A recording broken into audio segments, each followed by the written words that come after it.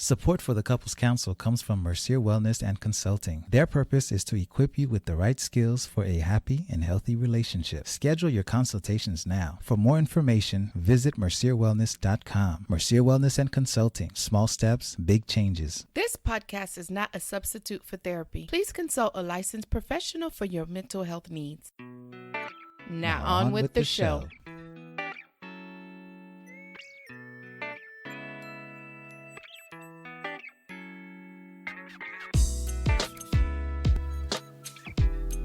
Hello and welcome to the Couples Council. I'm your host, Dr. Jameson Mercier, licensed clinical social worker and doctor of marriage and family therapy.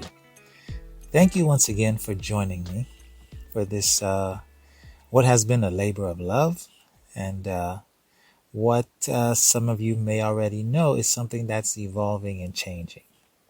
If you don't know what I'm talking about, you're going to have to go back and listen to the special Saturday episode.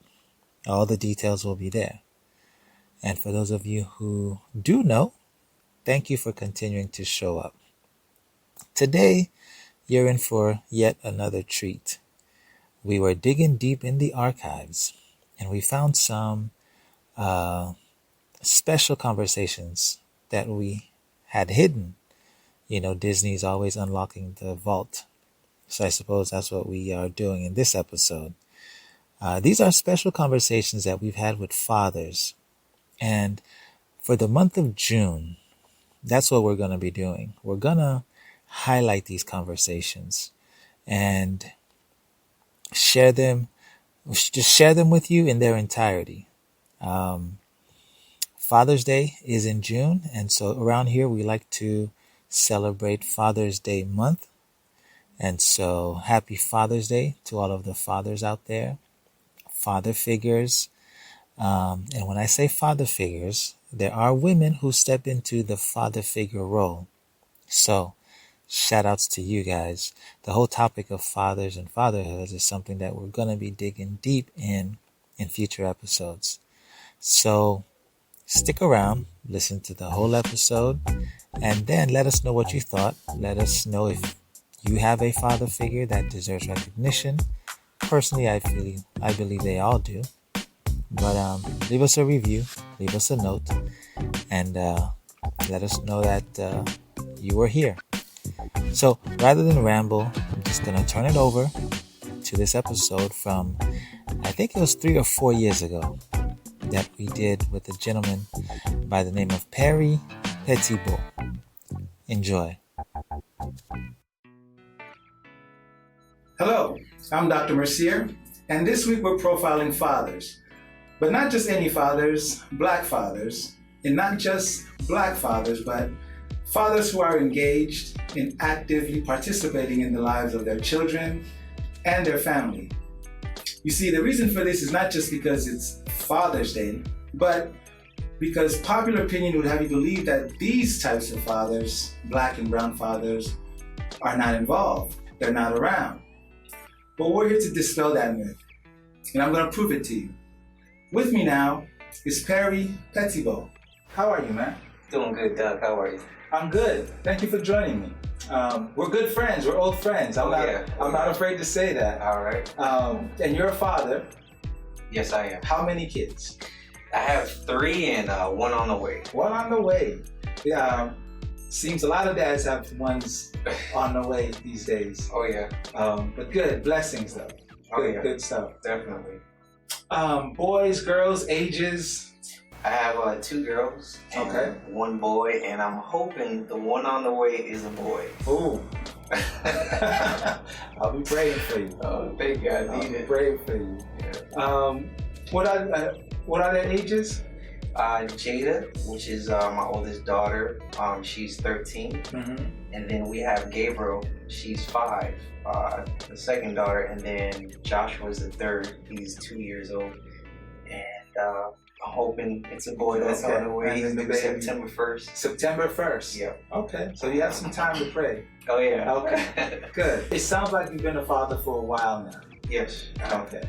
And you say you have a 13-year-old. I mean, you look like You're 13 yourself. Well, I am a part of a blended family. So Okay. I have me and my wife have 3 kids, but I don't go around saying this is my stepdaughter or my stepson. I embrace them as my own. So when you hear me say that, I look young, but I'm actually, a little up there. I'm not in my 20s anymore. All right, that's all right. That's good. That's good. So tell me about the blended family. It's great to acknowledge all your kids as your own, but what was that experience like? To start off, it was a little rough transition because my oldest daughter, she's already of age. Came into her life when she was younger, but she has, which I'm glad, she does have a relationship with her biological father. Okay. So me coming into the picture, it's just like, okay, I'm not here to replace your dad. I'm here to come side by side with him and help raise you. So on my end, try not to overstep my boundaries, but at the same time, not treat her as a stepdaughter, but treat her as my very own. So, and then on her end, receiving me as her stepdad and not get the impression that I'm here to try to replace her dad. And so I imagine that took some time to develop that relationship. Yeah, definitely. Okay. A lot of patience. Yeah. Okay. Because blended families can be interesting, and some people, some children, some biological parents, they don't help, but it sounds like you guys have that figured out. Yeah. Me and my wife, we buckled down together, and I'm glad that with my oldest daughter, I'm able to have a cordial relationship with her dad, and we communicate, and I show him respect, and he shows me respect as well. And I just made it clear to him that, hey, I'm not here to replace you, but I am here to just stand side by side with you to help raise a young lady into a responsible woman one day. Oh, that's awesome. Yeah. So you have a unique experience in being a father in that you came into a relationship, and so there was one child, but then you also had the typical experience for some where you create your own. Yeah. Okay, so tell me about when you and your wife, you guys had your own, your biological children. Well, I'm just glad that we were able to mesh gears together with Gabriel being my first child, and my wife, she had 2 children prior to us getting together. Okay. And so we were able to get that foundation straight. With the other biological parent, it's challenging at first, but within our household, we made sure everything was straight. And with that being said, my wife is not iffy, and she's reassured that I'm not going to show more love to our child that we bring into this world together over the children that she had prior to me, and the daughter that I had prior to her children. Okay. So that's clear. That area is clear. And I genuinely love all my children the same, and it makes it easier to bring a child of our own together into the world, knowing that there won't be dabs on this one over the other. Right. You know what I'm saying? So. And the kids, I'm assuming, see that. Yeah, they see it. Okay. How do you show that? How do you make that clear to not just your wife, but the children? What are some things that you've done? One of the things I always reiterate and bring to the children's attention, like, hey, we're one. I don't want you to identify each other as this is my stepbrother or this is my stepsister. Just say that's your brother and this is your sister.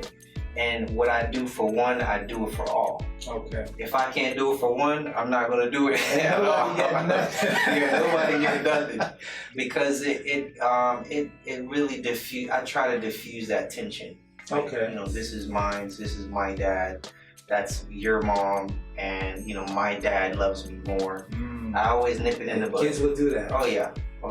Hearing you talk about that, I imagine there are some dads who find that situation to be overwhelming. Yeah.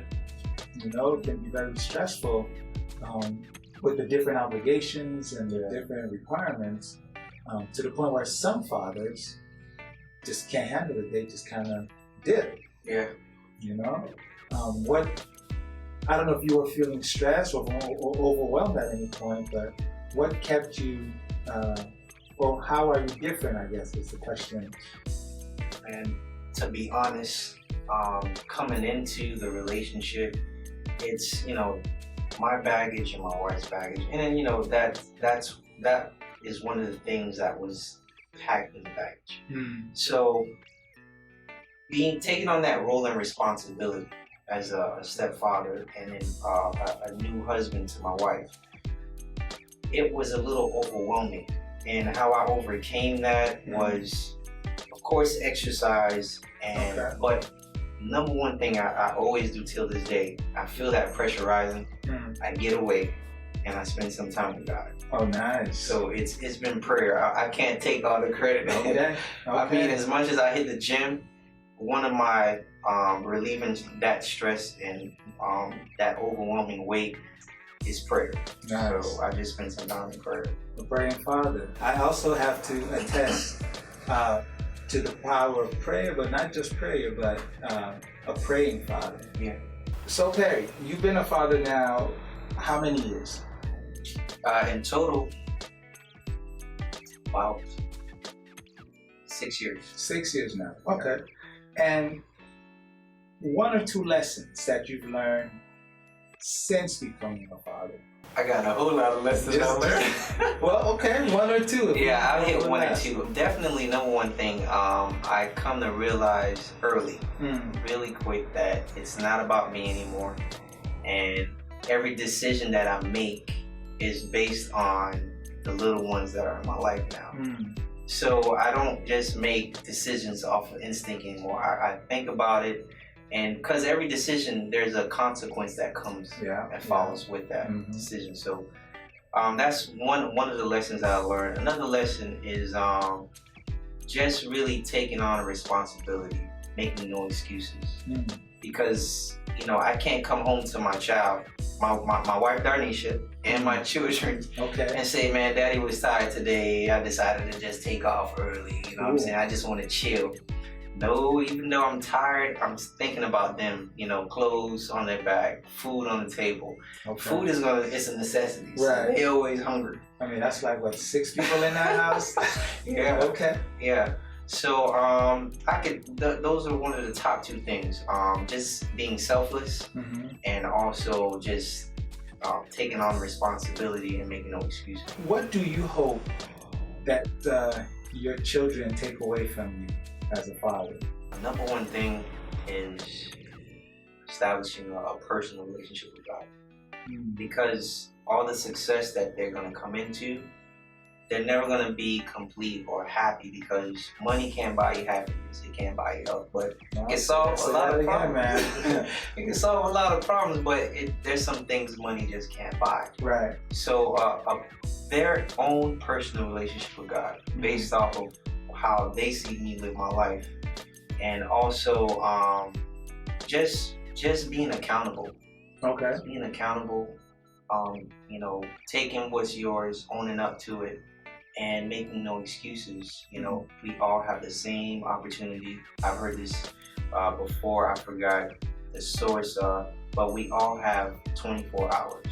So just using your time wisely while you're here on earth and making, history. Yeah. Oh, okay. Yeah, that's a good way to put it. If you had to say the most challenging aspect of being a dad for you, maybe something you've ultimately overcame, or maybe you still struggle, but what would you say is the most challenging piece of being a dad? It's funny, I was talking with my wife, Darnisha. Hey, Darnisha. Hey, honey, this is for you. One of the challenging things, I sat there and I thought about it.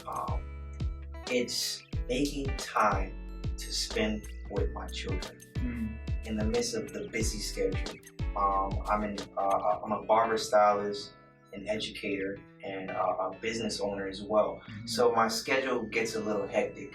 But I know one thing, like I can't buy time back. I can't redeem time that's lost. Right. So I changed my schedule, which it was challenging before because I was just focused. Like as a man, as a father, you want to provide. You're on that grind.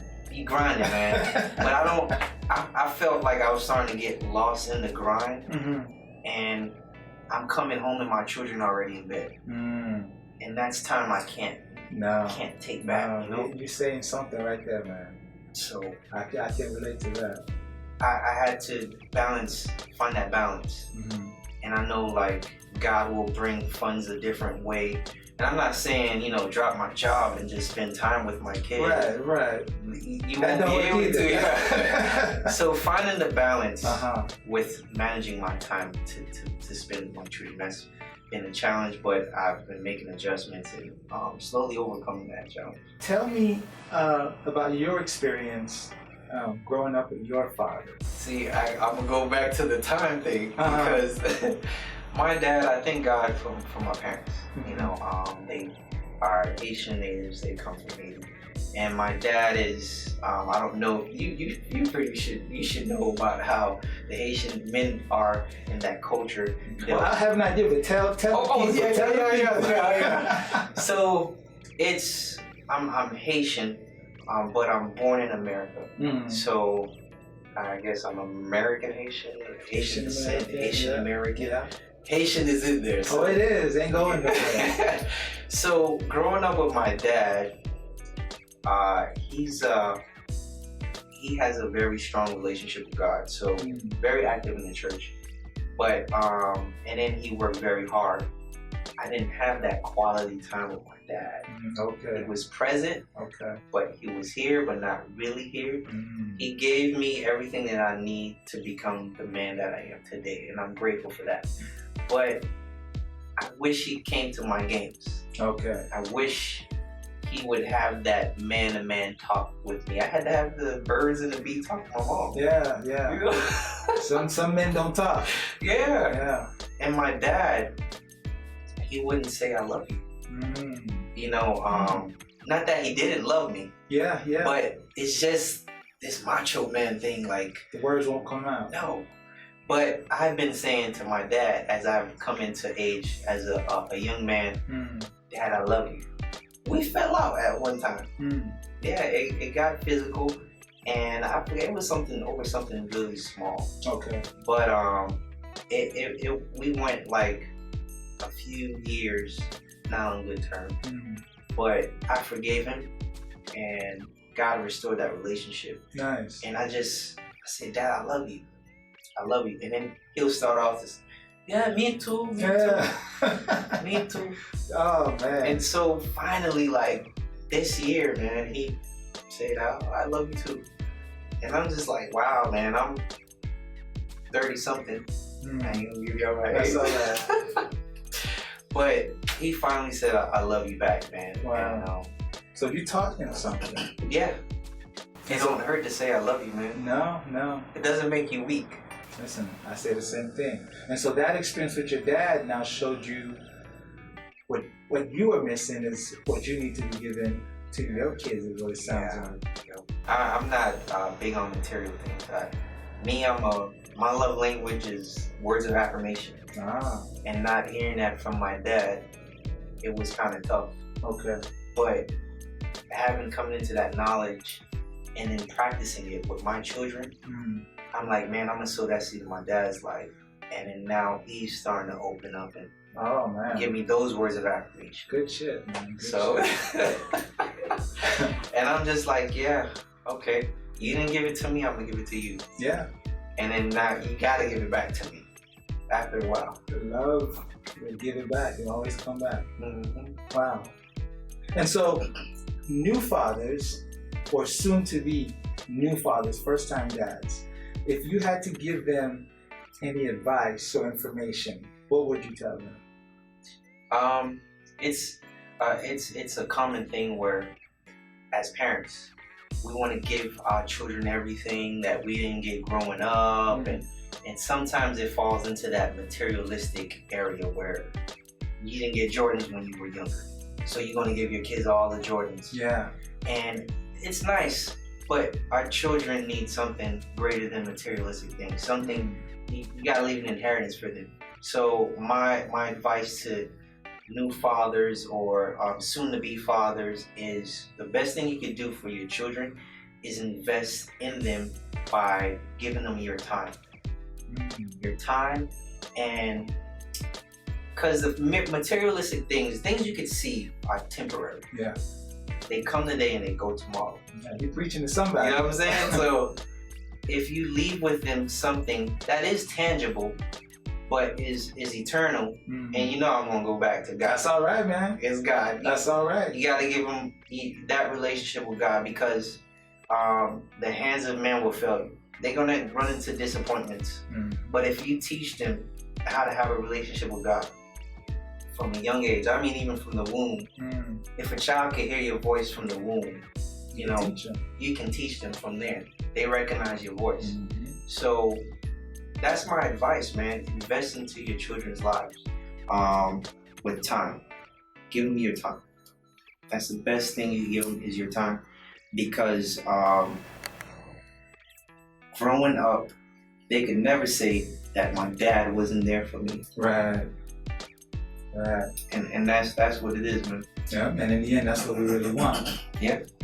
It's been great talking to you, man. Man, it's been a pleasure being here. Feel like we can go on and on and on. Oh yeah. You know, thank you for agreeing to do this. Man, it's an honor for you, Doctor. Oh, Jerry. Thank you. I Man, appreciate it. I'm glad to be here, man. I appreciate it. I'm Dr. Mercier, and we've been talking with Perry Petitbeau. Yep. See you guys next time. Well, ladies and gentlemen, that was my conversation with Mr. Perry Petitbeau. He is a professional barber, and not just any barber, but he's created some really neat products in the field of barbering. So if you want to find out more about him and get an update about Mr. Perry, you can go to his Instagram at wave_glider. That's glider with a Y, GLYDER. As always, I want to thank you for listening, for joining me again for this episode. Come back next week, because we're going to continue this conversation. We're going to continue digging in the archives. We have several more conversations that we've pre-recorded. I can't guarantee that we will get through all of them, but we're going to do our best. Thank you guys. Leave us a review. Drop us a comment. Drop us a line, a critique. Whatever you have, we're open to hear about it. Thank you. We appreciate you, and we look forward to having you join us again for another episode of the Couples Council. Bye now. Hey everybody! Thank you for listening to our mom and dad. If you like them as much as we do, then click subscribe and leave a comment. But now they have to go, because it's family time. So go practice what you heard, and we'll catch you on the next episode.